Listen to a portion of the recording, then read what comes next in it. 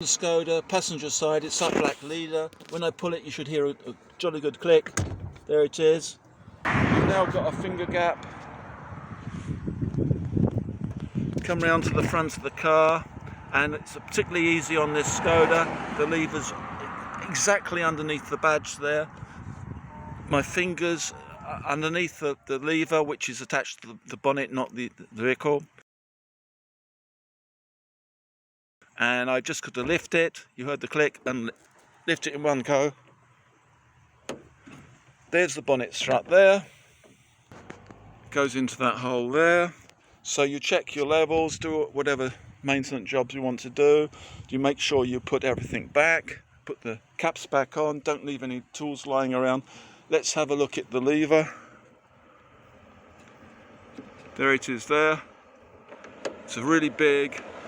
For once it's really big. Sometimes these levers are really hidden and quite small, but that's really easy to run. There's the mechanism there. So let's close it. Put the prop back into its clip. And the official way to close these is a bit brutal, I think, but it's the official way to drop it from about, it's a heavy bonnet, so it will close easy. From about 9 inches will do, 20 centimetres. You heard that, it's a solid click. I can't move that.